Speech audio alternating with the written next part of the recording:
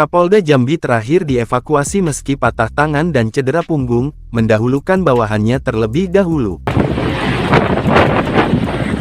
Sampai Selasa tanggal 21 Februari tahun 2023 sore, semua korban helikopter jatuh telah dievakuasi. Kapolda Jambi Irjen Rusdi Hartono memberikan arahan langsung agar mengutamakan bawahannya terlebih dahulu dievakuasi. Padahal sebelumnya Kapolda Jambi masuk dalam 4 orang yang prioritas dievakuasi. Adapun korban berhasil dievakuasi terlebih dahulu yakni di Reskrimum Polda Jambi Kombes Pol Andri Ananta Yudhistira, Dirpolair Polda Jambi Kombes Pol Michael Mumbunan, Koors Pripim Kompol Ayani, ADC Bribtu Muhardi Aditya, AKP Ali Nurdin S. Harahap, Kopilot AKP Amos Freddy P. Sitompul, Aibda Susilo, dan Kapolda Jambi Irjen Rusdi Hartono. Dari pantauan tribunjambi.com, saat ditandu menuju ruangan khusus, Kopilot terlihat mengalami sejumlah luka di bagian kepala, salah satunya di bagian kuping kiri terlihat bekas jahitan. Sedangkan ADC Aditya, mengalami luka pada bagian muka, namun sudah diperban. Sedangkan Kombes Pol Andri tampak dalam keadaan sadar dan menangis ketika melihat istrinya. Sementara itu, Kombes Pol Michael dalam keadaan yang tidak sadar. Kabid Humas Polda Jambi, Kombes Mulia Priyanto pagi tadi menjelaskan, Kapolda Jambi Irjen Rusdi Hartono selain patah tangan, juga mengalami cedera pada tulang punggung. Kombes Mulia menjelaskan informasi Kapolda Jambi mengalami cedera tulang punggung itu didapat dari kru helikopter dan petugas yang berada di lapangan. Karena cedera tulang punggung yang dialami Irjen Rusdi Hartono, kata Mulia, tim evakuasi gabungan kemudian menurunkan papan panjang di lokasi mendaratnya helikopter tersebut. Papan panjang tersebut akan digunakan untuk tulang belakang, stretcher longboard spin, untuk proses evakuasi Kapolda Jambi.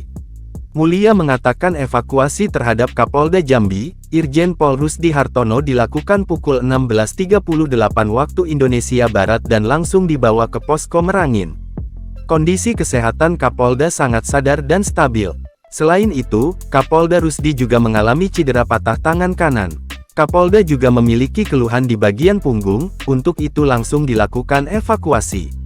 Diketahui sebanyak 8 orang menjadi korban helikopter jatuh di Desa Tamiai Kecamatan Batang Merangin, Kabupaten Kerinci, memasuki hari ketiga.